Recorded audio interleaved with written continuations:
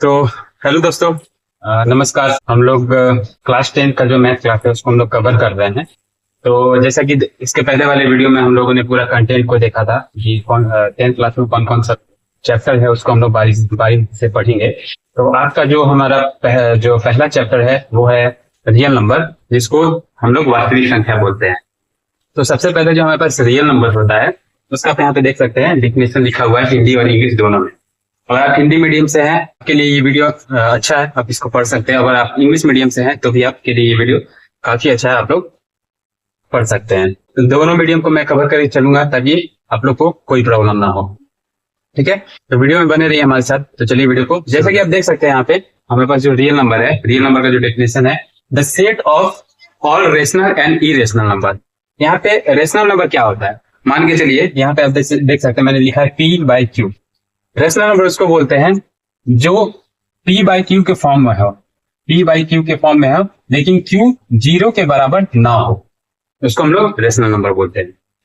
For example उसको हम लोग क्या बोलते हैं, जैसे हम लोग 3/2, ये हमारे पास एक रेशनल नंबर हो जाएगा। ठीक उसी तरह हमारे पास एक और एग्जाम्पल है 4/2, जिसको हम लोग कट करेंगे तो 2 आएगा। तो हमारे पास क्या हो गया, एक रेशनल नंबर हो गया। 2 रेशनल नंबर कैसे हो गया, क्योंकि 2 के नीचे में 1 है, 1 हमारे पास क्या है, वो क्यू के इक्वल में नहीं है, तो ये हमारे पास क्या हो गया, रेशनल नंबर हो गया। एक और चीज यहाँ पे, अगर हम लोग जो क्यू है अगर हम लोग 0 के बराबर ले लेते हैं, अगर कोई संख्या है 3 है, 3/0 लिखेंगे तो इसका मतलब होता है इंडिफिनिट, तो उसको हम लोग इसमें कवर नहीं करते हैं। ठीक है, अब हम लोग आते हैं यहाँ पे इरेशनल नंबर। इरेशनल नंबर क्या होता है, जैसे कि आप देख सकते हैं कोई भी वैल्यू है रूट में है, फ्रैक्शन जिसका नहीं हो सकता है, रूट में है, √2 है या √x है, √3 है, या कोई भी इरेशनल नंबर जैसे कि 16.9 3.3.3.3, ये जो हमारा जो लास्ट में 3 है वो हमारा रिपीट होता जाएगा। यहाँ पे हम लोग बार लगा देते हैं, अगर ये हमारे संख्या से रिपीट हो रहा है तो इस जगह पे हम लोग ऐसे बार लगा देंगे, तो उसको हम लोग बोलते हैं इरेशनल नंबर। तो फिलहाल तो ये काफी बेसिक है। ठीक उसी तरह परिमेय संख्या सेम वही है जो मैंने आपको बताया।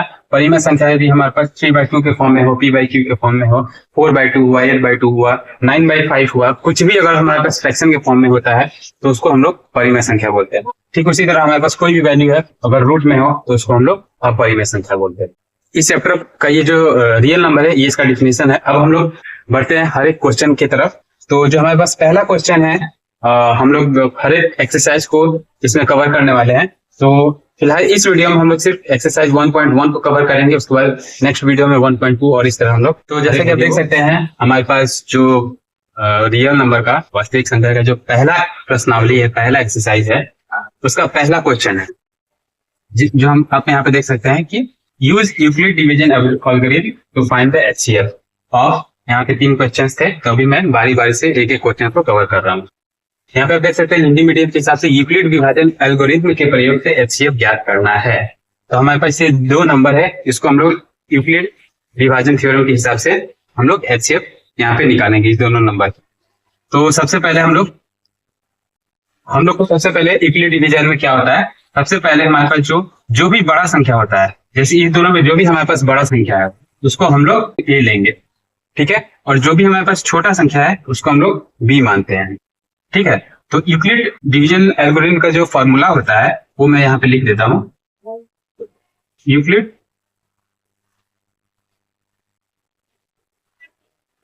डिवीजन एल्गोरिथम, ठीक है, इसका जो फॉर्मूला होता है वो हमारे पास होता है a बराबर bq प्लस r, जहां पे ये जो होता है a होता है हमारे पास इस 2 नंबर के बीच, कोई भी 2 नंबर हो उसमें जो बड़ी संख्या होती है उसको हम लोग a बोलते हैं।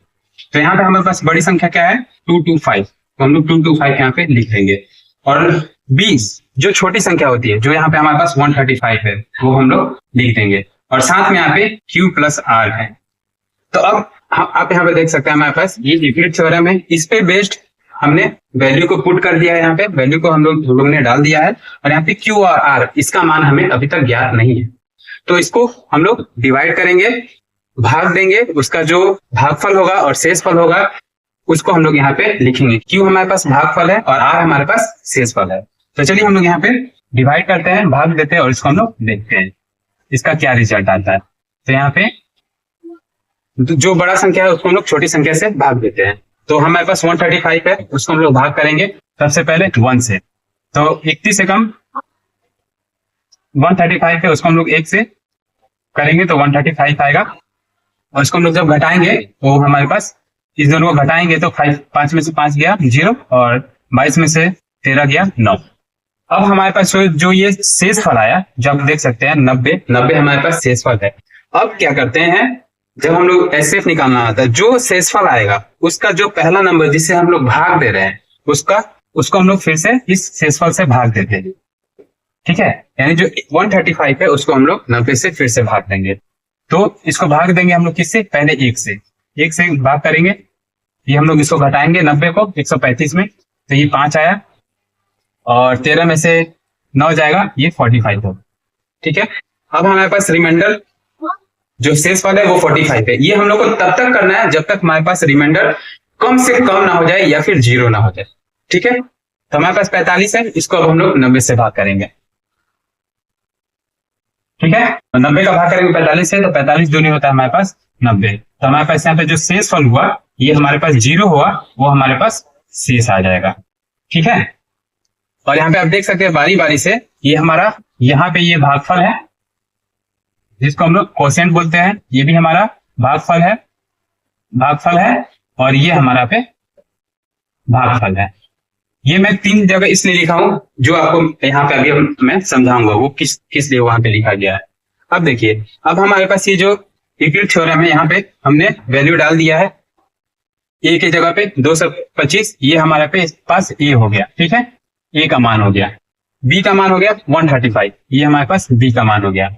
अब Q जो है इसमें अभी हमारे पास इतना ही को देखना है, अभी हम लोग इसके आगे नहीं देखना है। जो Q है वो हमारे पास क्या है, कोशिएंट, जिसको हम लोग भागफल बोलते हैं, जिसको हम लोग भी कोशिएंट बोलते हैं। ठीक है, इंग्लिश में। तो हमारे पास यहाँ पे जो भागफल है वो कितना आया 1। तो हम लोग फिर से इसको लिखेंगे 235 इक्वल टू 135 इंटू Q का मान यहाँ से हम लोग लेंगे, ये हमारे पास Q हो गया और ये हमारे पास R हो गया। अभी हम लोग बस इतने में देखेंगे। ठीक है, तो हमारे पास R क्या हो गया, नहीं पहले Q क्या है, Q हमारे पास 1 है और R का मान हमारे पास 90 है। ठीक, उसी तरह फिर हम लोग अब इसको खत्म करेंगे। ये अब इस चीज को हम लोग समझ लेंगे, ये गायब हो गया। अब इतने को हम लोग को डिवाइड करना है, इतने को समझ में आया। तो यहाँ पे हमारे पास ये जो नंबर है, ये जो संख्या है, ये हमारे पास संख्या हो जाएगा बड़ी संख्या, ये हो जाएगा, ये हो जाएगा B, जो शेषफल है वो हमारे पास B हो जाएगा और ये भागफल Q हुआ और ये रिमाइंडर R हो जाएगा। ठीक है, तो यहाँ पे आप देख सकते हैं ठीक उसी तरह जैसा है वैल्यू यहाँ से A, B और Q और R का वैल्यू यहाँ पे हम लोग पुट करेंगे। तो यहाँ पे A क्या है हमारे पास 135, जो ये 135 है वो यहाँ आके बड़ा वैल्यू बन जाएगा। उसके बाद B क्या है हमारे पास, B यहाँ से लेंगे, B हमारे पास ये हो गया 90 गुना Q क्या है हमारे पास, Q यहाँ पे 1 हो गया, 1 प्लस यहाँ पे R हमारे पास रिमाइंडर क्या हो गया 45, ये हमारे पास 45 हो गया। तो ये इतना हो गया। अब हम लोग, क्योंकि यहाँ पे हमारे पास शेषफल 0 नहीं आया है, इस यहाँ पे क्या है R हमारे पास 0 होना चाहिए। ठीक है, इसमें यूक्लिड थ्योरम के हिसाब से, लेकिन अभी क्या है हमारे पास, ये R यहाँ पे नॉट इक्वल टू 0 है और यहाँ पे शेषफल जो है नॉट इक्वल टू 0, यहाँ भी R क्या है नॉट इक्वल टू 0 है। नेक्स्ट हम लोग जाएंगे, अब देखिए अब ये हमारे पास इतना खत्म हो गया, बचा क्या है, ये यहाँ पे क्या है 90 से हम लोग भाग दिए हैं, तो ये जो 90 हुआ वो बड़ा संख्या हो जाएगा, तो इसको हम लोग लिखेंगे A। जिसे भाग दे रहे हैं वो बड़ा छोटा संख्या हो गया, उसको लिखेंगे B। जो भागफल आया वो हमारे पास Q हो जाएगा कोशिएंट, और जो हमारे पास शेष आया वो हमारे पास रिमाइंडर हो जाएगा। ठीक है, तो फिर उसी तरह हम लोग यहाँ पे वैल्यू पुट करेंगे। हमारे पास बड़ा संख्या क्या है यहाँ पे 90 डालें 90। उसके बाद छोटा संख्या क्या है, B का मान हमने 45 को रखा है, 45 कोशिएंट क्या हमारे पास 2 है प्लस शेषफल हमारे पास क्या है 0। यहाँ पे आप देख सकते हैं R इक्वल टू 0 हो गया है, यानी ये हमारे पास यूक्लिड डिवीजन फॉर्मूला जो है उस पे ये जो संख्या है वो बेस्ड हो चुका है। ठीक है, तो जब इस तरह का वैल्यू आ जाता है, इस तरह का हमारे पास इक्वेशन आ जाता है, ठीक है, तो हमारे पास यहाँ पे जो भी B का वैल्यू आएगा इसको हम लोग A माने हैं, ये B है, ये Q है और ये R है। तो यहाँ पे जो भी B का वैल्यू होगा वो हमारे पास HCF हो जाएगा, जिसको हाईएस्ट कॉमन फैक्टर बोलते हैं। ठीक है, तो हमारे पास ये, इसको मैं मिटा देता हूं। ठीक है, अब हमारे पास यहाँ पे HCF जो है वो 45 हो जाएगा। तो ये हमारा आंसर हो गया। ठीक है, तो पहला क्वेश्चन आप लोगों को अच्छे से समझ में आया। अगर आपको समझ में नहीं आया हो तो आप कमेंट करिए, उसको मैं और डिटेल में समझाने की कोशिश करूंगा। ठीक उसी तरह अब हम लोग बढ़ते हैं सेकंड नंबर क्वेश्चन की तरफ। तो जैसा कि आप देख सकते हैं, जो हमारे पास दूसरा नंबर क्वेश्चन है वो है ए, जो 196 और 38220 नंबर है, इसके बीच में हम लोग को HCF निकालना है। तो यहाँ पे देख सकते हैं जो बड़ा संख्या है वो हमारे पास ए हो जाएगा। जो बड़ा संख्या है ए होगा, क्यों 38220 है, और जो छोटा संख्या है वो हो जाएगा 196। ठीक है, तो यूक्लिड डिवीजन एल्गोरिथम पे, जो हमारा यूक्लिड विभाजन एल्गोरिथम है, उस पे हम लोग इस चीज को, इस वैल्यू को डालेंगे। तो ए का मान हमारे पास क्या है 38220, बी का मान क्या है 196, और ये क्यू एज इट इज रहेगा, जैसा है वैसा रहेगा, और आर भी ऐसा ही रहेगा। ठीक है, ठीक उसी को इसको हम लोग उसी तरह डिवाइड करेंगे जैसा हमने पहला क्वेश्चन में किया था। तो हमारे पास ये रफ एरिया है, मैं यहाँ पे आप देख सकते हैं, ये मैं रफ कर देता हूँ। ठीक है, यहाँ पे 38220 है, इसको हम लोग 196 से डिवाइड करेंगे।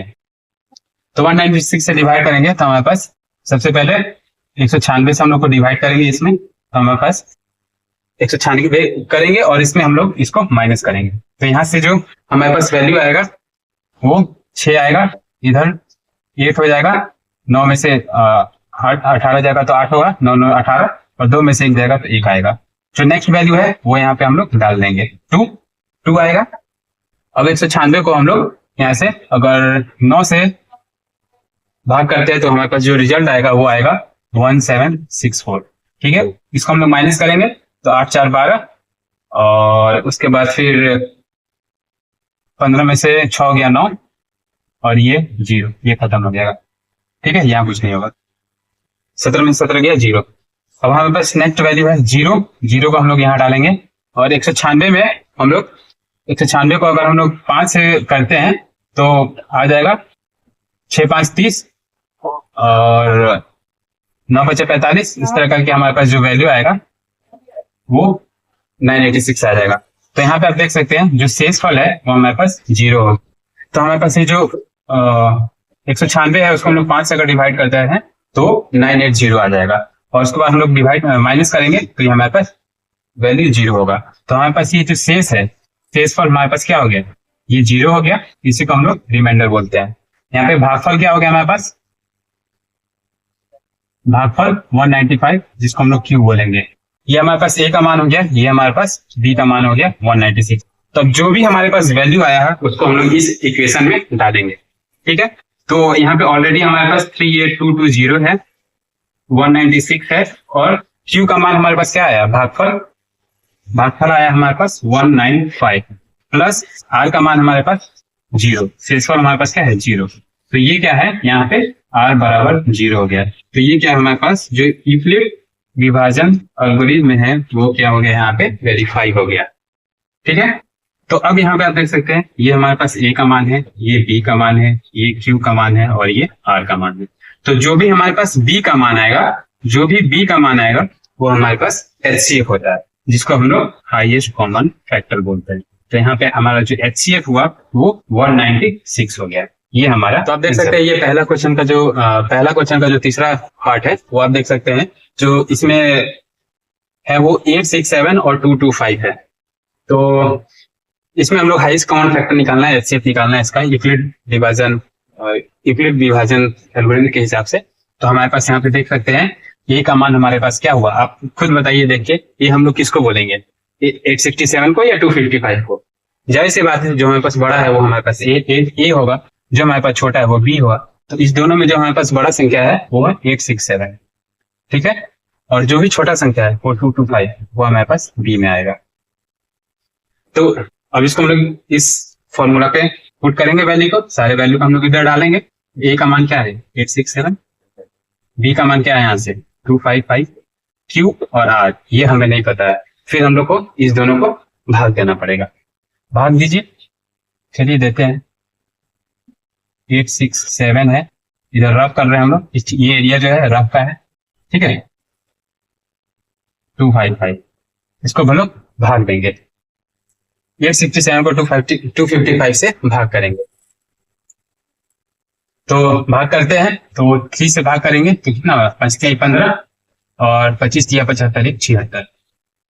ठीक है, अब इसको हम लोग माइनस करेंगे तो 7 में से 5 गया 2 और यहाँ पे 102 हो जाएगा। ठीक है, तो यहाँ पे हमारे पास जो बड़ा संख्या वो ए होगा, जो छोटा संख्या उसका मान बी होगा, ये क्यू होगा शेषफल, और ये हमारे पास क्या है, रिमाइंडर, यानी सॉरी ये क्यू कोशिएंट हो गया भागफल और ये आर रिमाइंडर हो गया। ठीक है, तो हम लोग बारी बारी से वैल्यू को पुट करेंगे यहाँ पे। तो जैसे कि आप देख सकते हैं 867,255 ए और बी का मान डाला है, क्यू का मान हमने 3 डाला है वहां से, ये 3 यहाँ डाला है, और आर का मान 102 हमने ऑलरेडी डाला हुआ है। अब क्या करेंगे, अब हम लोग ये 102 है उसको 255 से भाग करेंगे। ठीक है, भाग करेंगे तो दो बार में भाग करेंगे तो ये क्या हो जाएगा, 2 दूनी 4 और 10 दूनी 20। इसको माइनस करेंगे तो 5 में से 4 जाएगा ये, और ये 5, 51 आएगा। अब क्या होगा, ये जो बड़ी संख्या है यहाँ पे 255 वो हम लोग हमारे पास ए हो जाएगा, जो छोटी संख्या है 102 वो बी हो जाएगा, जो रिमाइंडर है हमारे पास 51 वो आर हो जाएगा शेषफल, और जो भागफल होगा वो हमारे पास क्यू हो जाएगा 2। तो अब हमारे पास इस चीज को खत्म करना, जो बचा हुआ चीज आएगा उसको हम लोग यहाँ पे बारी बारी से इसके मान को रखेंगे। तो ए का मान यहाँ पे 255 हो जाएगा, बी का मान क्या है 102 हो जाएगा, गुना क्यू का मान क्या है यहाँ पे 2 हो जाएगा, और प्लस आर का मान क्या है 51 हो जाएगा। अब यहाँ पे आप देख सकते हैं ये फिर से यहाँ पे जो आर है वो 0 के बराबर में नहीं है, यानी ये यूक्लिड डिवीजन एल्गोरिथम को अभी भी वेरीफाई नहीं कर रहा है। तो हम लोग फिर आगे करेंगे, तो अब हम लोग क्या करेंगे, यहाँ पे फिर से 51 को 102 से भाग देंगे। ठीक है, तो यहाँ 2 बार में हो जाएगा, 2 एकम 2, 5 दूनी 10। ठीक है, तो हमारे पास ये जो रिमाइंडर आ जाएगा वो 0 आ जाएगा शेषफल। तो यहाँ पे क्या हो जाएगा, ये अब इतने में हम लोग को देखना है, सिर्फ इतने में। यहाँ पे जो क्या है बड़ा संख्या वो ए होगा, जो छोटा संख्या है उसका मान बी होगा, ये हमारे पास भागफल है जो हमारे पास क्यू हुआ, और ये शेषफल है जिसका मान आर हो जाएगा। ठीक है, तो बारी बारी से हम लोग इसके मान को यहाँ पे डालेंगे।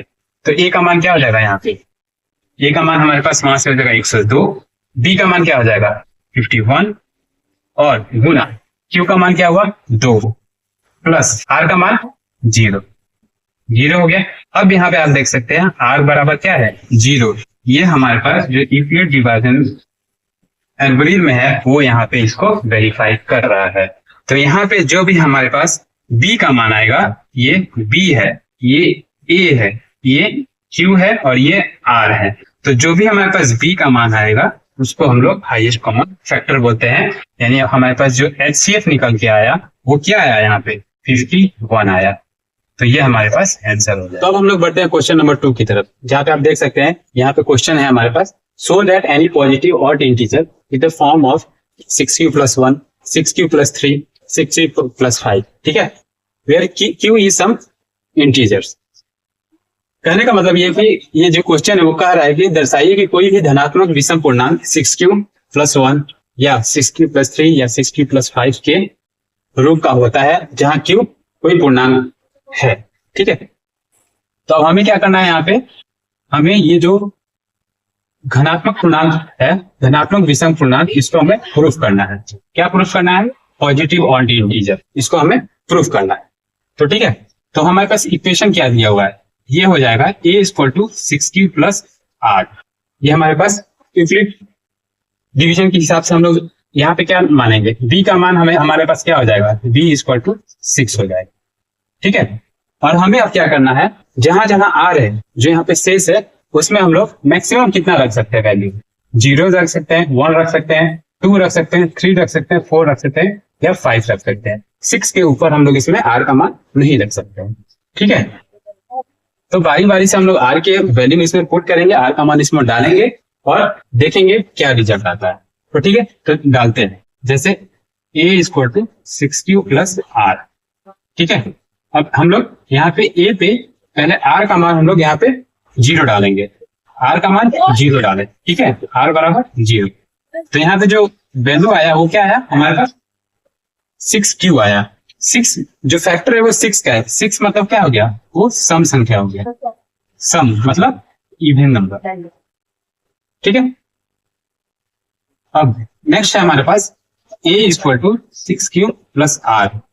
यहाँ पे हम लोग क्या करेंगे, r का मान 1 डालेंगे, तो a बराबर 6q प्लस 1। यहाँ पे क्या किया हमने, r का मान 1 डाला, ठीक है। तो ये डालने से हमें क्या प्राप्त हुआ, a equal to 6q plus 1। यहाँ पे कोई भी इवन फैक्टर नहीं है, ये क्या है हमारे पास, ये ऑड है, ठीक है। ये हमारे पास क्या हुआ, इवन फैक्टर हुआ, और ये क्या हो जाएगा, विषम, विषम यानी ऑड फैक्टर, ठीक है। नेक्स्ट हम लोग क्या करेंगे, 1 के बाद हम लोग क्या डालेंगे, 2 का वैल्यू डालेंगे, यानी a equal to 6q plus r।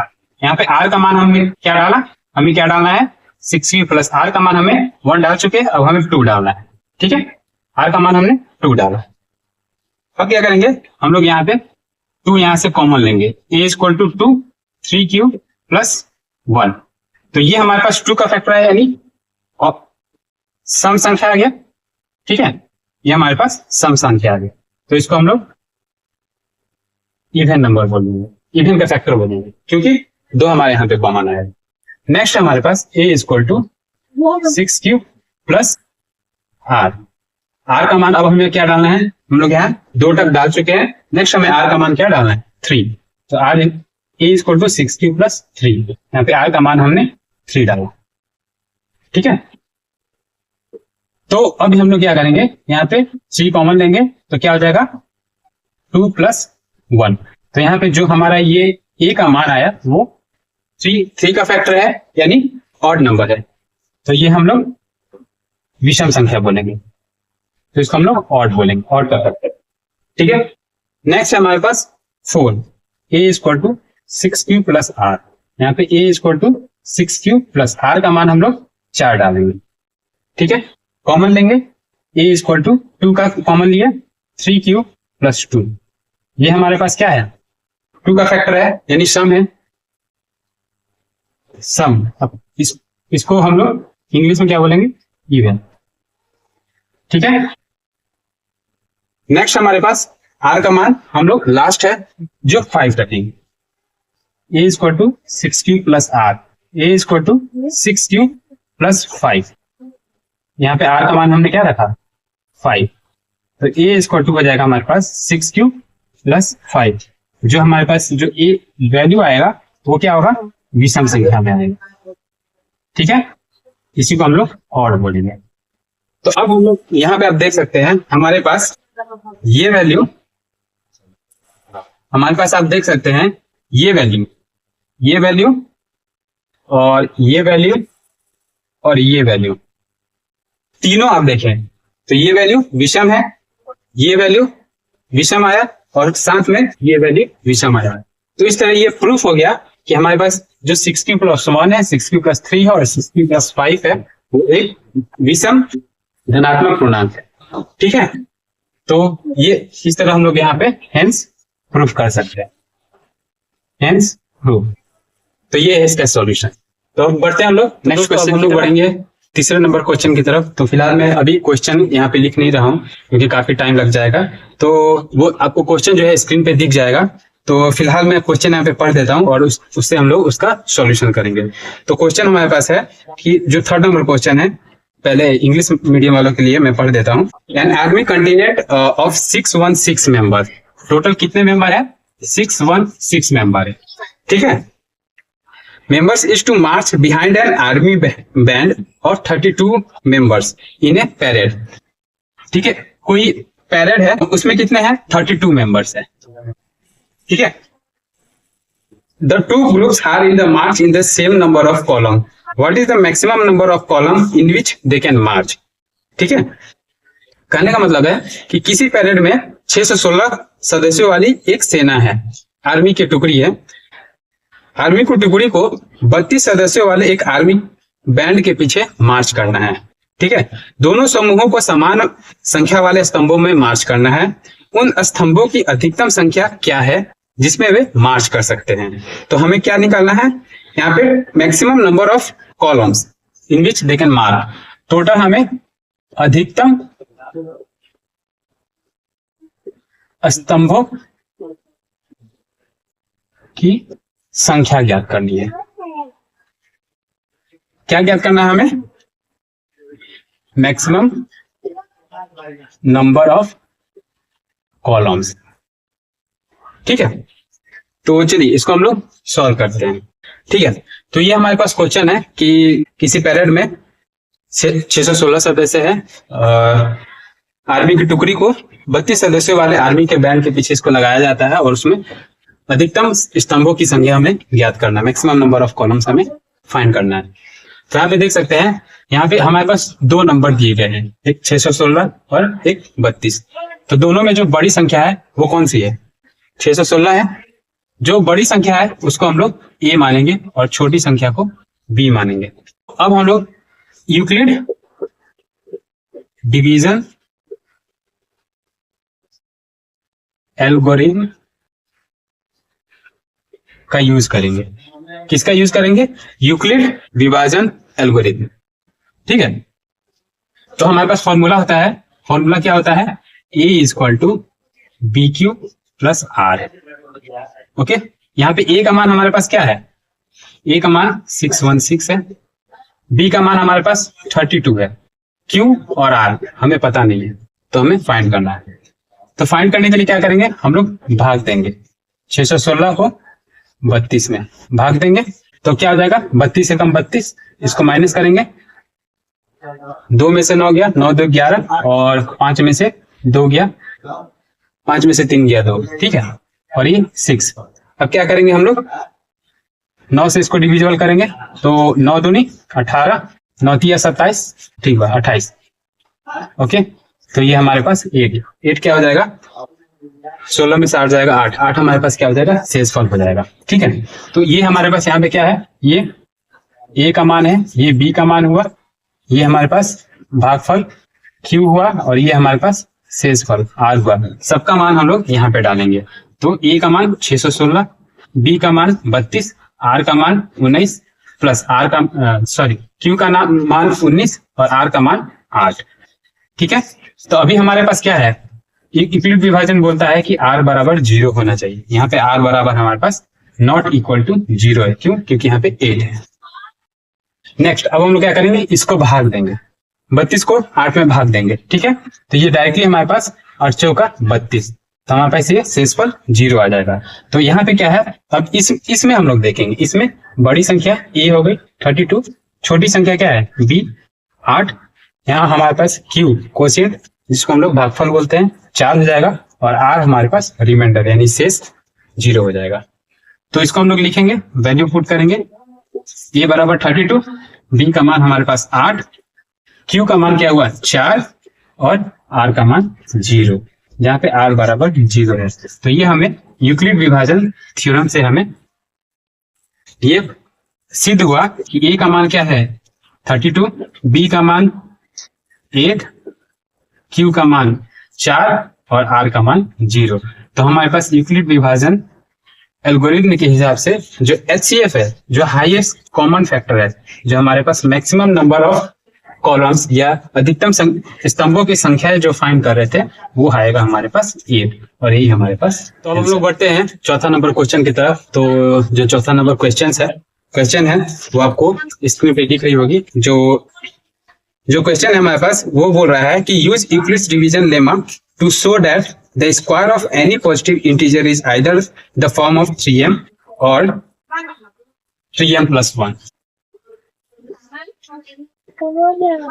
ठीक है, कहने का मतलब है कि यूक्लिड विभाजन प्रमेयिका का प्रयोग करके दर्शाइए कि किसी धनात्मक पूर्णांक का वर्ग किसी पूर्णांक m के लिए 3m या 3m + 1 के रूप का होता है। ठीक है, दूसरा नंबर क्वेश्चन था वो हमारे पास धनात्मक पूर्णांक का आया था जो हमने सॉल्व किया था। ठीक उसी तरह है, ये क्या है? किसी पूर्णांक का बोल रहा है, पूर्णांक यानी स्क्वायर। ठीक है, तो अब हमारे पास कोई नंबर है, जैसे a = हो जाएगा 3q + r। r का जो मान है हम लोग मैक्सिमम कितना रख सकते हैं? या तो 0 या तो 1 या तो 2। क्यों? क्योंकि यहाँ पे जो v का वैल्यू है, b का वैल्यू हमारे पास क्या है? यहाँ पे v का वैल्यू हमारे पास 3 है, v का मान हमारे पास 3 है, और अभी हम लोग पूर्णांक का देख रहे हैं। ठीक है, इसके पहले हमने धनात्मक का देखा था, तो ये पूर्णांक है। सबसे पहले मैं इक्वेशन लिख देता हूँ 3 जगह, a equal to 3q plus r, a equal to 3q plus r, a equal to 3q plus r। ठीक है, अब बारी बारी से हम लोग क्या करेंगे, यहाँ पे r का मान 0 डालते हैं। ठीक है, यहाँ पे क्या करेंगे, r का मान 1 डालते हैं, और यहाँ पे क्या करेंगे, r का मान 2 डालेंगे। 2 ही मैक्सिमम, इससे ज्यादा हम लोग नहीं डाल सकते। ठीक है, अब a जहां a equal to 3q plus r का मान 0, यहाँ पे क्या किया, a equal to 3q plus r का मान 1, यहाँ पे a equal to 3q plus r का मान यहाँ से हम लोग 2 लेंगे। ठीक है, अब क्या आया हमारे पास, a का मान 3q आया, ये डायरेक्ट हम लोग लिखते हैं। जैसे a का मान क्या है हमारे पास 0 है, तो कुछ नहीं, तो a का मान 3q। अब हम लोग क्या करेंगे, इसका स्क्वायर करेंगे, स्क्वायर दोनों तरफ करेंगे, तो इस साइड भी स्क्वायर करेंगे, इधर भी स्क्वायर करेंगे। ठीक है, इधर स्क्वायर करेंगे, इधर भी स्क्वायर करेंगे, दोनों साइड हर एक इक्वेशन में स्क्वायर करेंगे। ठीक है, तो यहाँ पे क्या आ जाएगा हमारे पास, a स्क्वायर इक्वल टू क्या आ जाएगा 9q स्क्वायर। यहाँ पे हमारे पास जो वैल्यू आएगा, a स्क्वायर इक्वल टू 3 का 9, q स्क्वायर प्लस 3 दूनी 6x प्लस 1, ये आएगा। और यहाँ पे अगर हम लोग स्क्वायर किए तो a स्क्वायर बराबर 9q स्क्वायर प्लस 3 दूनी 6, 6 दूनी 12q प्लस 4। ठीक है, तो ये हमारे पास स्क्वायर है। अभी हम लोग क्या करेंगे, इसमें से कॉमन निकालेंगे। कॉमन निकालेंगे तो यहाँ पे क्या हो जाएगा, 3 कॉमन लिए, तो 3q square plus 2q plus 1। ठीक है, यहाँ पे क्या करेंगे, हम लोग तीनों में कॉमन निकालेंगे। तीनों में कॉमन निकालने के लिए सबसे पहले हम लोग क्या करेंगे, इसको ऐसा लिख सकते हैं 3 प्लस 1, जैसे ये 4 है तो 4 को हम लोग 9q square plus 12q plus 3 plus 1 ऐसा लिख सकते हैं। ठीक है, तो अब हम लोग क्या करेंगे, इसमें से कॉमन निकालेंगे। तो a स्क्वायर बराबर 3 कॉमन लिए। ठीक है, तो यहाँ क्या हो जाएगा, 3q square plus 4q plus 1 plus 1। तो अब यहाँ पे देखिए, यहाँ पे क्या है, जो a स्क्वायर है, जो इसका वर्ग है, वो क्या हो जाएगा, यहाँ पे 3m के बराबर हो जाएगा। यहाँ पे जो आया, वो जो ये वैल्यू है, इसको हम लोग m मानते हैं, 3m प्लस 1 हो गया। ठीक उसी तरह यहाँ पे जो वैल्यू आया वो 3, इसको हम लोग a मान लिए, m मान लिए, m प्लस 1, इसको भी हमने m माना। तो कहने का मतलब है कि जो पहला वैल्यू है हमारे पास 3m होगा, और बाकी के हर एक वैल्यू जो भी वर्ग में जाएंगे वो 3m प्लस 1 होते जाएंगे। तो ये इस तरह हमारे पास ये जो इक्वेशन है पूर्णांक में प्रूफ हो चुका है, इसलिए हेंस प्रूव्ड। तो फिलहाल ये हमने चौथा नंबर क्वेश्चन को कंप्लीट किया। ठीक है, तो एक और क्वेश्चन है इस एक्सरसाइज में, जो क्वेश्चन नंबर 5 है। आप लोग इसको होमवर्क करिएगा, और अगर आपसे ये क्वेश्चन नहीं होता है तो आप लोग कमेंट करिएगा, मैं इस क्वेश्चन को जरूर बताऊंगा। तो क्योंकि ये इसी तरह है, जो हमारे पास हमने 4 नंबर दिया वो क्यूब में है, ये क्या है स्क्वायर में था, वो क्यूब में है। प्रोसेस सेम है, हर चीज सेम करना है, वो क्यूब में आएगा, फिर से कॉमन निकालना है आपको, वो 9m प्लस 1 और 9m प्लस 8 के रूप में आ जाएगा। तो इसमें कुछ नहीं करना है, सेम मेथड है, सेम आपको यूज करना है। ठीक है, तो फिलहाल आज के लिए इस वीडियो में इतना ही, और कल अब हम लोग कवर कर लेंगे एक्सरसाइज 1.2। ठीक है, तो ये एक्सरसाइज 1.1 था, और नेक्स्ट हम लोग प्रश्नावली 1.2 कवर करेंगे। तो फिलहाल आज के लिए इस वीडियो में इतना ही, थैंक यू।